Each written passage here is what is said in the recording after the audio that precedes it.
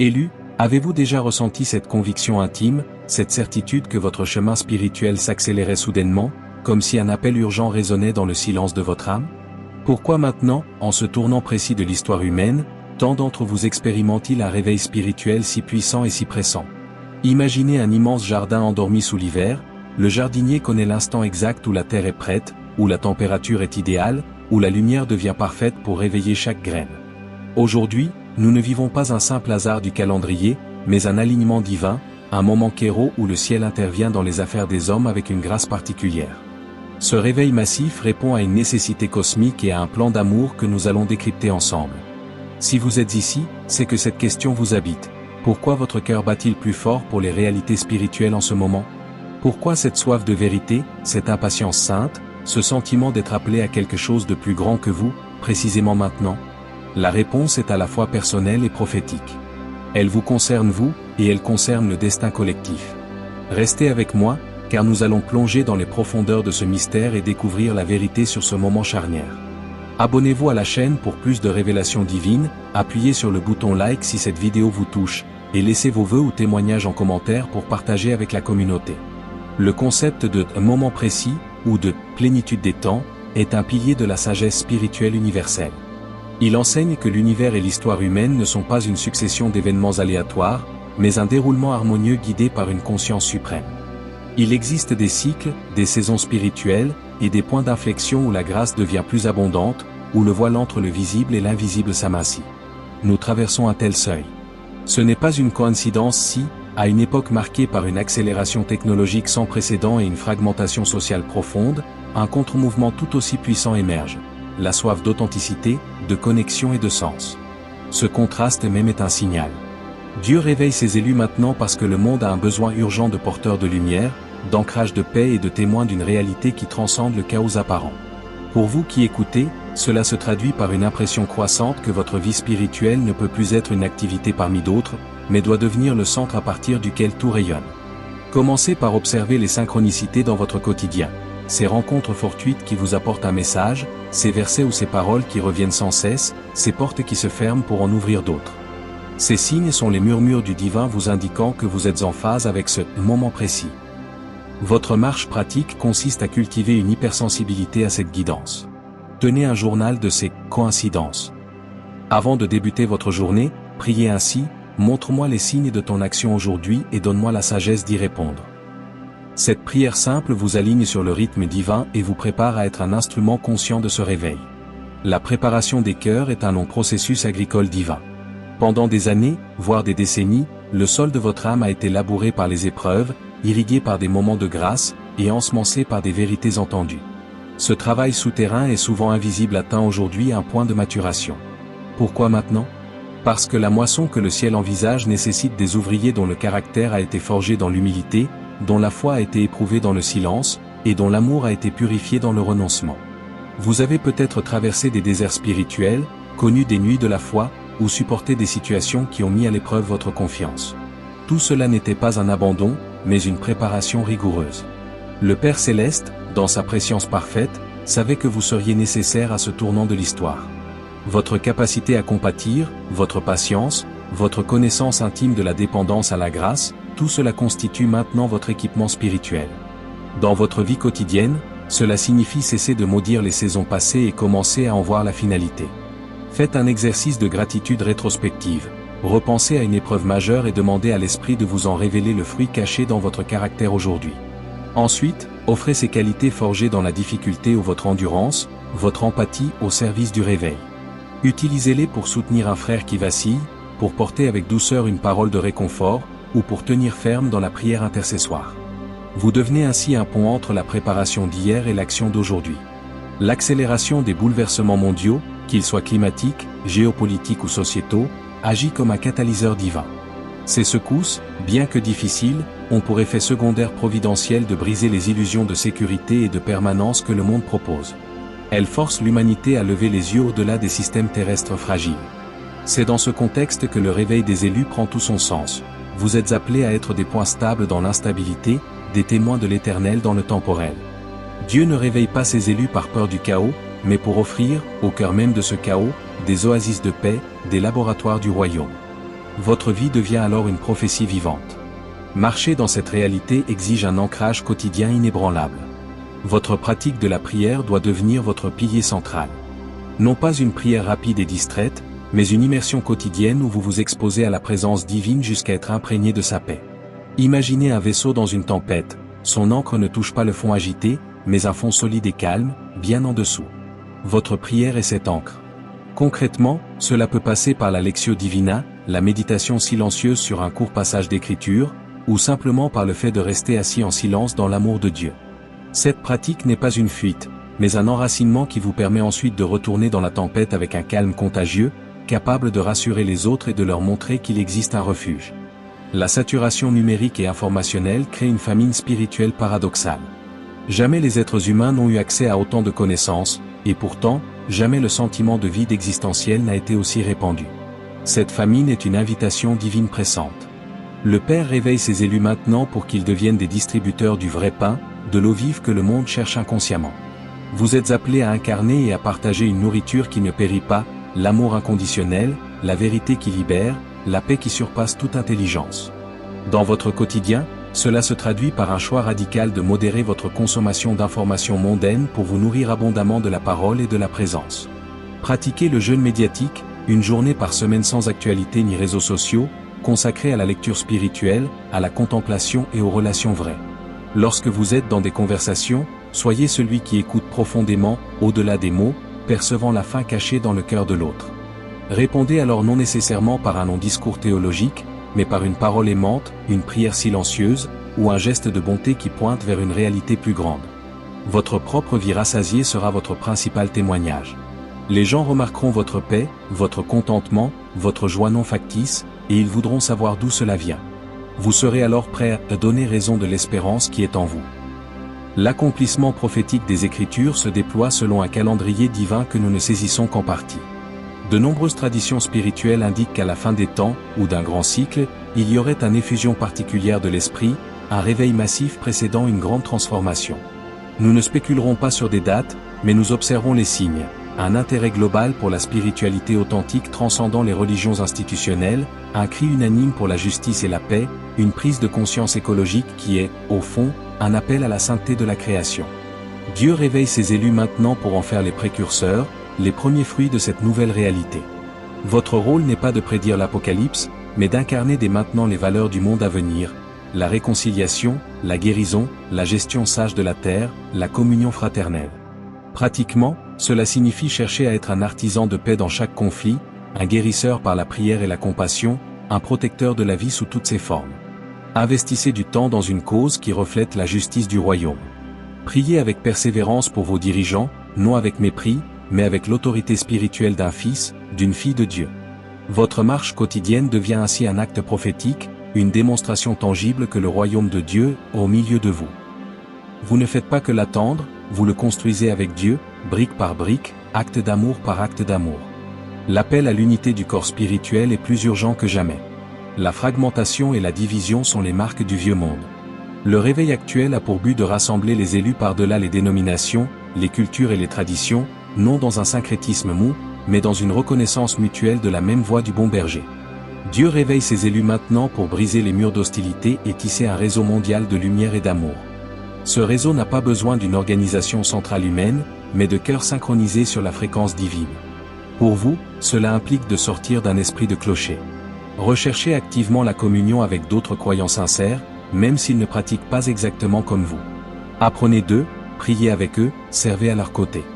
Dans vos prières, incluez régulièrement l'Église universelle, demandant que l'amour et la vérité triomphent de toute division.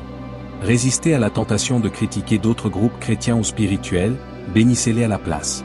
Cette unité d'esprit, même dans la diversité des expressions, crée un champ de force spirituelle puissant qui amplifie l'impact du réveil. Votre attitude concrète peut être de participer à une réunion écuménique de prière, ou de suivre et d'encourager le travail d'un ministre d'une autre tradition dont le cœur brûle pour le même Dieu. Cette ouverture n'affaiblit pas votre foi, elle la purifie et la rend plus semblable à celle du Christ qui priait « que tout soit un ». La maturation personnelle d'une foi adulte et responsable est un objectif clé de ce réveil. Dieu ne veut pas d'enfants spirituels perpétuels, mais de fils et de filles mûrs, capables de gérer l'héritage du royaume. Le moment présent, avec ses défis complexes, exige une foi qui n'a pas besoin d'être constamment rassurée, mais qui fait confiance dans l'obscurité, qui discerne sans tout voir, et qui aime sans condition. C'est pourquoi l'appel au réveil s'accompagne souvent d'un retrait des consolations sensibles. Dieu nous apprend à marcher par la foi, non par la vue. Dans votre vie, cela se manifeste par des saisons où la présence divine semble distante, où la prière semble sèche. Ne fuyez pas cette nuit, elle est formatrice. Persévérez dans la fidélité aux pratiques spirituelles même sans sentiment immédiat. Continuez à lire, à prier, à servir, en faisant confiance à la réalité invisible de votre relation avec Dieu. Ceci forge un caractère solide, un roc intérieur. Recherchez aussi la responsabilité. Offrez-vous pour un service dans votre communauté, accompagnez un nouveau croyant, prenez une position courageuse pour la vérité dans votre milieu professionnel. Assumez la responsabilité de votre croissance en vous fixant des objectifs spirituels, comme approfondir votre connaissance des Écritures ou vaincre un péché spécifique. Cette marche vers la maturité vous rend capable de porter plus de lumière et d'assumer le rôle de pionnier que Dieu vous destine dans ce temps précis. La guerre spirituelle intense qui fait rage dans les lieux célestes se répercute sur la terre. Les périodes de grand déploiement de la lumière provoquent inévitablement une recrudescence des ténèbres, comme l'annonce la Révélation. Dieu réveille et équipe ses élus maintenant parce qu'ils sont nécessaires sur la ligne de front de cette bataille, non avec des armes charnelles, mais avec les armes de la lumière, la prière d'autorité, la louange victorieuse, la proclamation de la vérité, et une vie sainte. Vous n'êtes pas appelé à une obsession pour le démoniaque, mais à une conscience aiguë de votre autorité en Christ et de la puissance de l'Esprit en vous. Votre quotidien devient un champ de bataille où vous devez garder votre paix, maintenir votre joie et exercer l'amour face à la provocation. Pratiquement, apprenez à captiver toute pensée, pour l'amener à l'obéissance du Christ. Quand une pensée de peur, de condamnation ou de doute assaille votre esprit, ne la laissez pas tourner en boucle. Prenez-la, confrontez-la avec une parole d'écriture, mémorisez-en quelques-unes clés, et remplacez-la par une vérité divine. Couvrez votre foyer, votre travail, vos proches par la prière de protection et de bénédiction.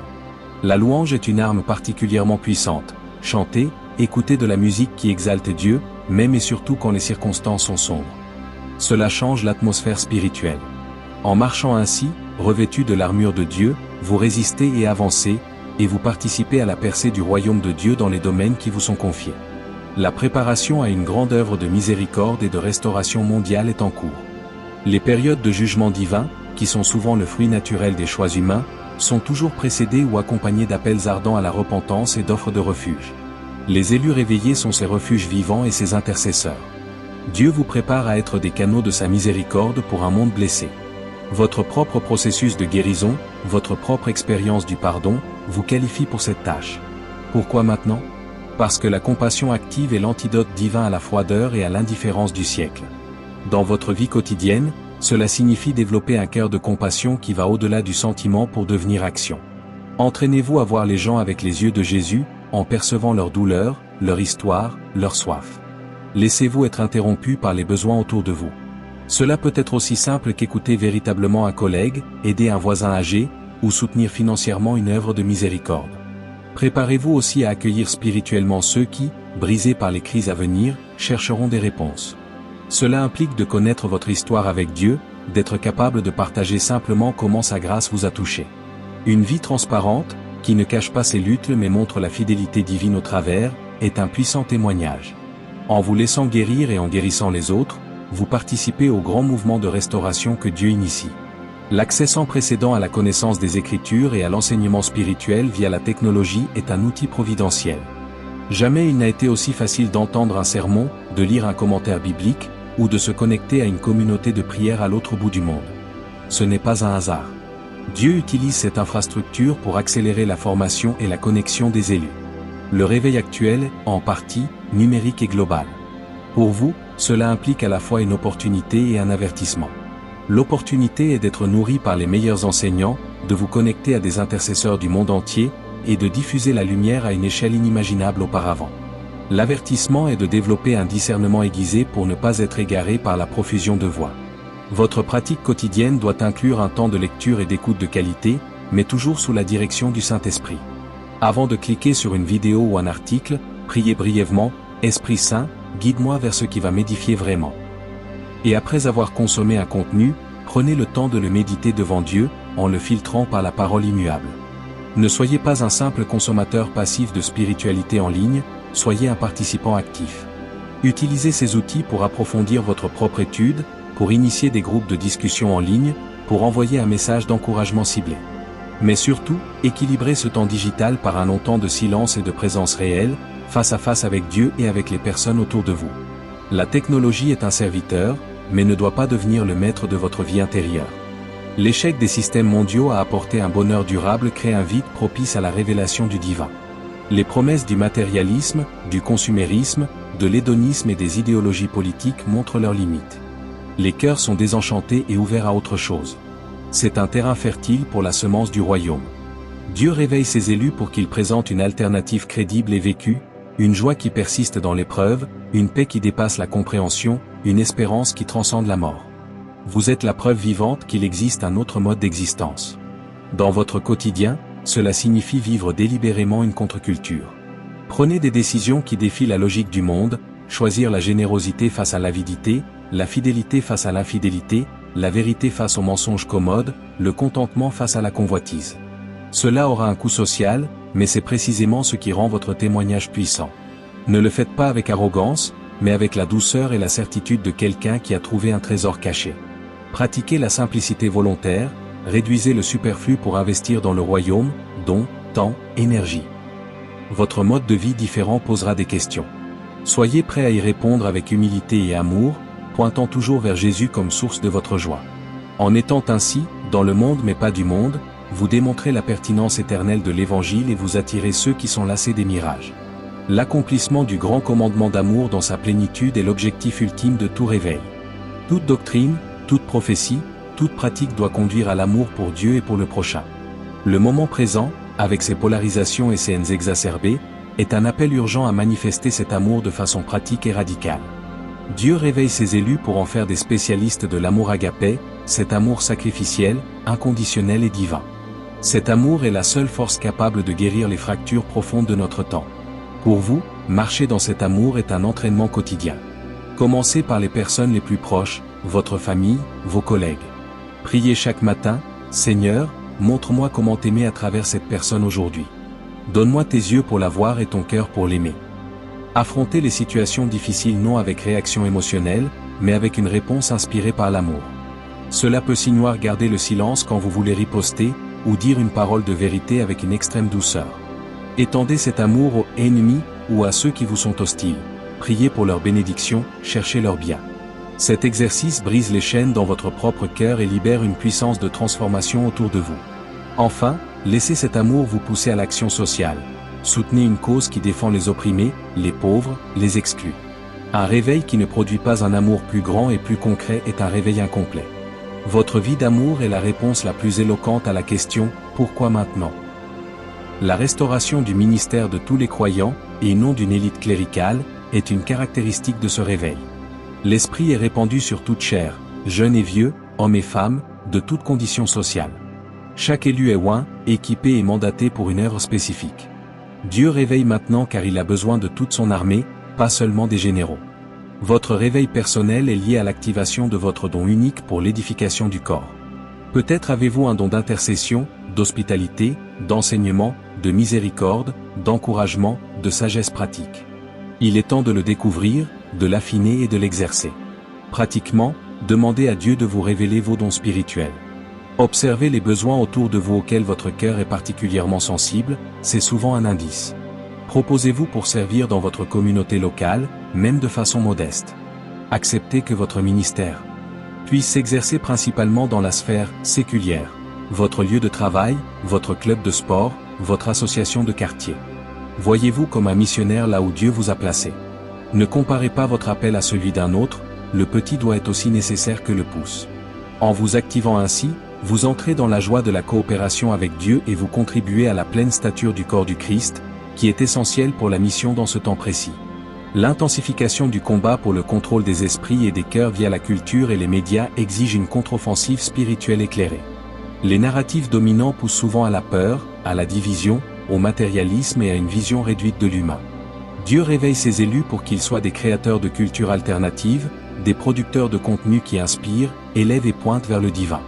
Vous n'avez pas besoin d'être artiste professionnel, votre vie est la première œuvre d'art.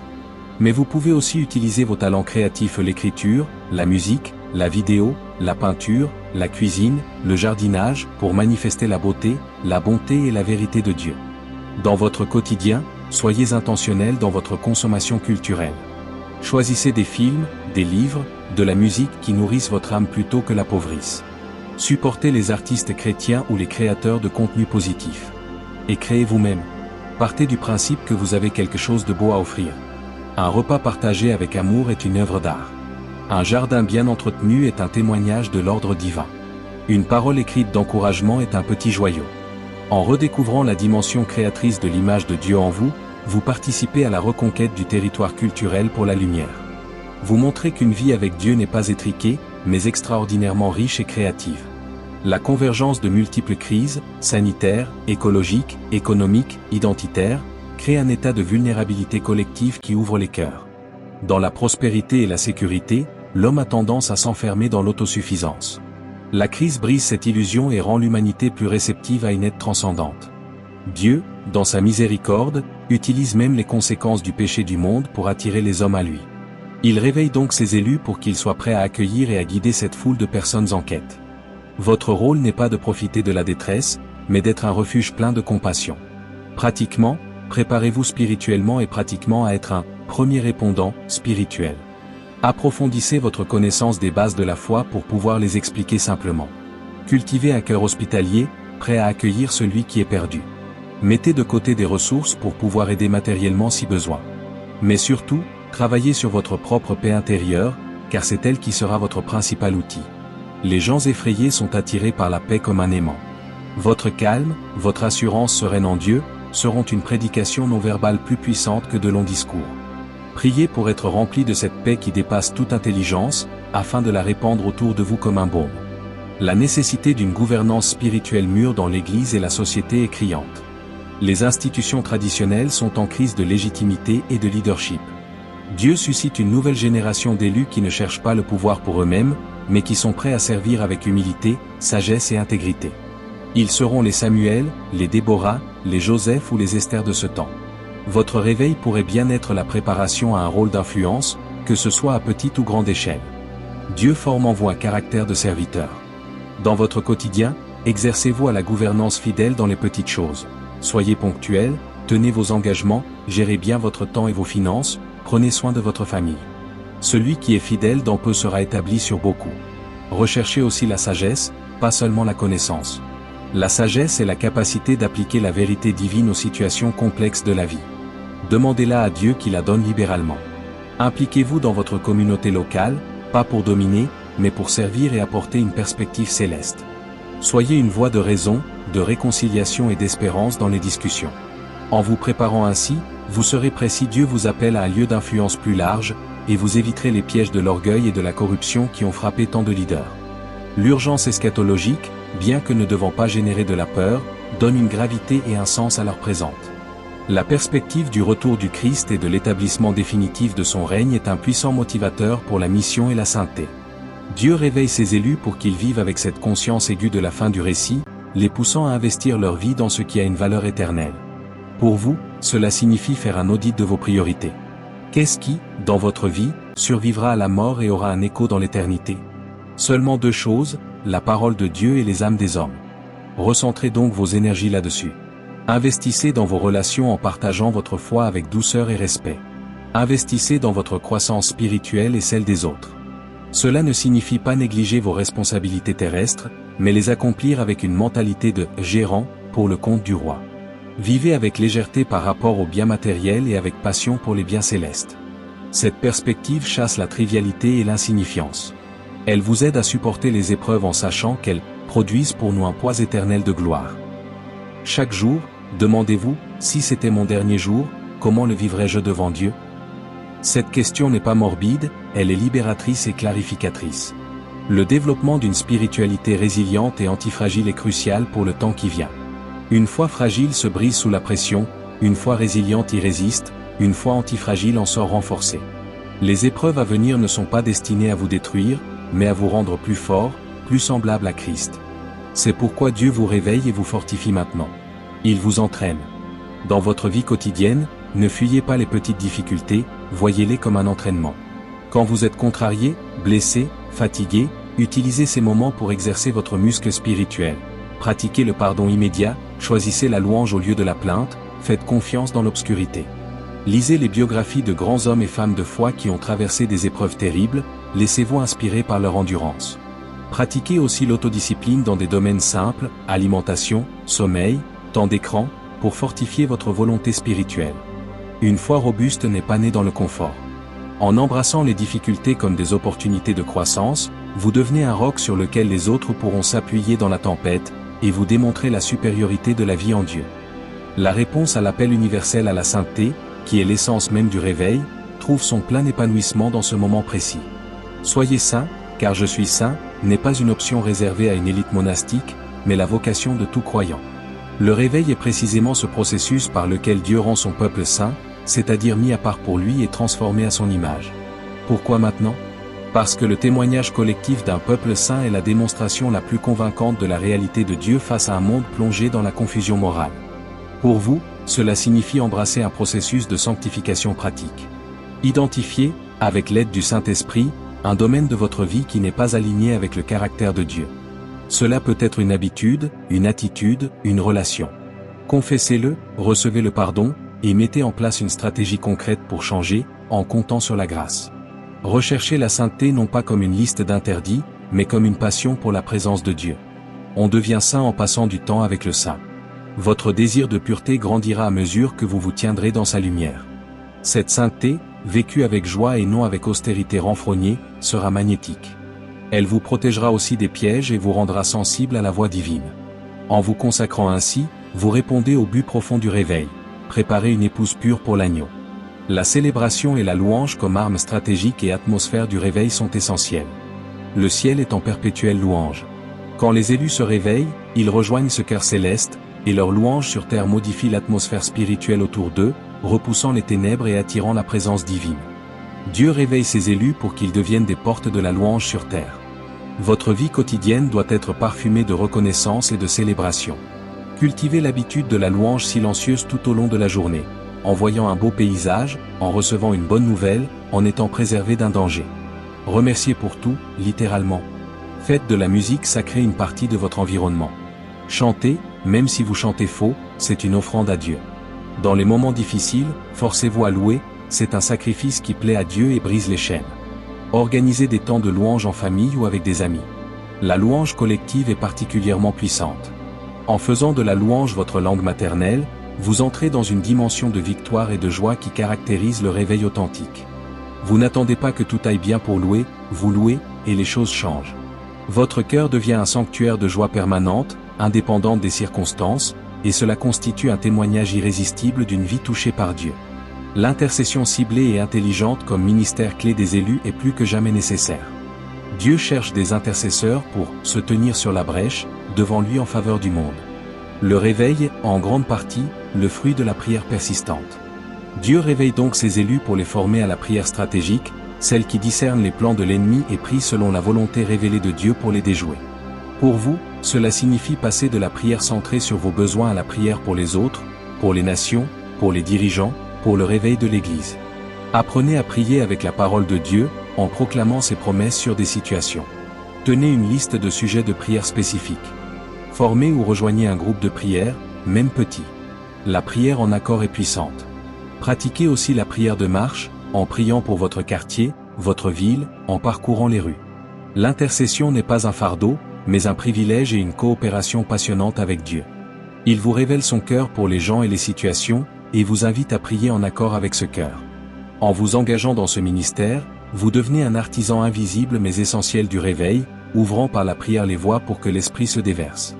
La transmission d'un héritage spirituel aux générations suivantes est une préoccupation urgente de Dieu. Une génération ne réveille pas pour elle-même, mais pour poser des fondations, allumer des torchers et les passer à ceux qui viennent après. Le réveil actuel est aussi un appel à la paternité et à la maternité spirituelle. Dieu réveille les aînés pour qu'ils investissent dans les plus jeunes, et il réveille les jeunes pour qu'ils honorent et reçoivent cet héritage avant de le porter plus loin. Pour vous, quel que soit votre âge, cherchez à être un lien dans cette chaîne. Si vous êtes plus mûr, identifiez une ou deux personnes plus jeunes à encourager, à écouter, à conseiller sans les contrôler. Partagez vos expériences, vos échecs, vos victoires. Si vous êtes plus jeune, humiliez-vous et cherchez des mentors, non pas parfaits, mais authentiques. Transmettez aussi la foi à vos enfants de manière vivante et relationnelle, pas seulement ritualiste. Créez des traditions familiales de prière, de lecture biblique créative, de service ensemble. L'enjeu est de ne pas laisser la flamme s'éteindre. En vous engageant dans la transmission, vous assurez la continuité du réveil au-delà de votre vie, et vous participez au plan multigénérationnel de Dieu. L'affirmation de l'espérance comme fondement de l'action, et non comme fuite, est vitale. Dans un monde qui oscille entre un optimisme naïf et un pessimisme désespéré, les élus sont porteurs d'une espérance biblique, ferme et ancrée dans les promesses de Dieu. Cette espérance n'est pas un vœu pieux, mais une certitude qui transforme le présent. Dieu vous réveille pour que vous soyez des colonnes de l'espérance, démontrant par votre vie qu'un avenir glorieux est garanti et qu'il éclaire le présent d'une lumière joyeuse. Pratiquement, parlez de l'avenir avec confiance. Face aux mauvaises nouvelles, reconnaissez la réalité du mal mais proclamez la plus grande réalité de la souveraineté et de la bonté de Dieu. Ayez des projets, investissez dans l'avenir, plantez des arbres, élevez des enfants dans cette espérance. Votre espérance se manifestera par une créativité inlassable, une persévérance dans le bien, et une joie profonde. Elle vous immunisera contre le cynisme et le découragement. Partagez cette espérance avec ceux qui sont pris dans le désespoir, votre simple attitude confiante sera un baume. L'espérance est le moteur du réveil, car elle nous pousse à construire aujourd'hui ce que nous croyons pour demain. La récupération du sens du sacré dans un monde désacralisé est une mission des élus. La modernité a réduit le monde à une ressource à exploiter et le corps à une machine. Dieu réveille ses élus pour qu'ils redécouvrent et manifestent le sacré, la sainteté de la vie, la présence divine dans la création, le caractère sacré du temps, du corps, des relations. Pour vous, cela implique de réapprendre à voir le monde avec des yeux émerveillés. Pratiquez la gratitude pour les dons simples, un verre d'eau, un souffle, un sourire. Honorez votre corps comme un temple. Sanctifiez le temps par des moments dédiés à la prière, les offices. Traitez les autres avec un respect sacré, voyant en eux une icône du Christ. Créez un espace sacré chez vous, un petit autel ou un coin prière. En réenchantant ainsi votre quotidien, vous rendez à Dieu la gloire qui lui est due et vous offrez aux autres une vision du monde plus riche et plus vraie. Vous devenez un rappel vivant que tout est grâce et que la vie est un mystère précieux à chérir. Ce sens du sacré est l'antidote à la trivialité et à la violence du monde désacralisé. L'appel à une simplicité radicale et à un détachement libérateur est accentué dans ce réveil. La complexité, la surcharge et l'attachement au bien étouffent la vie spirituelle. Dieu réveille ses élus pour qu'ils retrouvent la liberté des enfants de Dieu, qui n'ont rien à prouver et rien à perdre. Cette simplicité n'est pas une pauvreté forcée, mais un choix joyeux de se concentrer sur l'essentiel, aimer Dieu et aimer son prochain. Pour vous, cela peut signifier un grand ménage dans vos possessions, dans vos engagements, dans vos relations numériques. Posez-vous la question, cela me rapproche-t-il de Dieu et des autres, ou m'en éloigne-t-il? Apprenez à dire non pour protéger votre temps de prière et de relation. Recherchez la beauté de la simplicité dans votre alimentation, votre habillement, votre logement. Cette légèreté vous rendra plus mobile spirituellement, plus disponible pour Dieu et pour le service. Elle vous libérera aussi de l'anxiété liée à la possession et à la protection de vos acquis. En vivant simplement, vous témoignez que votre sécurité est en Dieu seul, et vous vous mettez à l'abri des pièges de la richesse et du souci du monde. Vous montrez qu'on peut être profondément heureux avec peu, car on possède l'essentiel, Dieu lui-même. L'intégration de toutes les dimensions de la personne, corps, âme, esprit, dans le réveil est fondamentale. Un réveil uniquement émotionnel ou uniquement intellectuel est déséquilibré.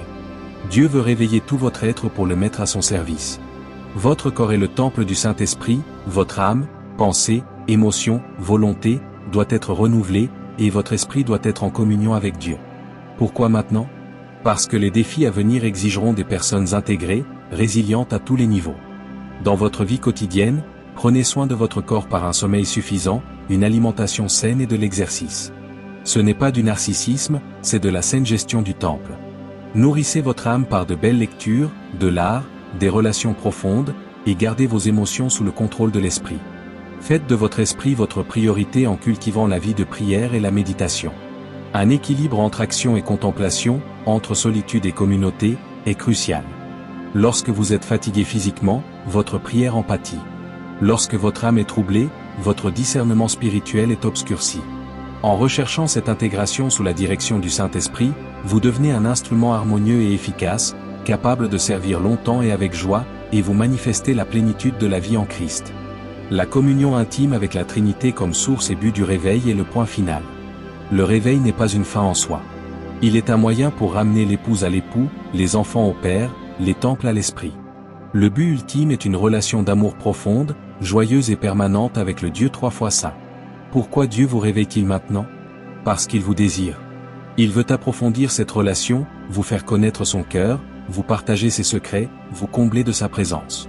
Tout le reste, le service, la mission, la sainteté en découle. Votre première priorité quotidienne doit donc être de cultiver cette intimité. Passez du temps à être avec, sans rien demander. Apprenez à goûter la présence de Dieu. Parlez-lui comme à un ami très proche. Écoutez-le dans le silence. Lisez les Écritures comme une lettre d'amour. Cette relation est la récompense suprême. Elle transforme tout. Dans les épreuves, vous avez la main à tenir. Dans la joie, vous avez quelqu'un avec qui la partager. Cette communion est le ciel sur terre. En y entrant, vous devenez non seulement un élu réveillé, mais un ami de Dieu, et c'est de cette amitié que rayonnera la lumière la plus pure pour éclairer ce moment précis de l'histoire. Ainsi, nous avons parcouru ensemble les multiples facettes de cette question cruciale, pourquoi maintenant? Nous avons vu que ce moment précis est un carrefour divin où la préparation des cœurs, les signes des temps, l'urgence de la mission et la profondeur de la relation avec Dieu convergent. Ce n'est pas un accident, mais l'accomplissement d'un plan d'amour parfait. Vous, élus réveillés, n'êtes pas les spectateurs passifs de ce plan, mais ses acteurs essentiels. Votre vie, transformée par cette prise de conscience, devient un point de lumière dans l'obscurité grandissante, un lieu de refuge dans la tempête, un champ d'espérance dans le désespoir. Vous portez en vous la réponse à la question « Pourquoi maintenant ?»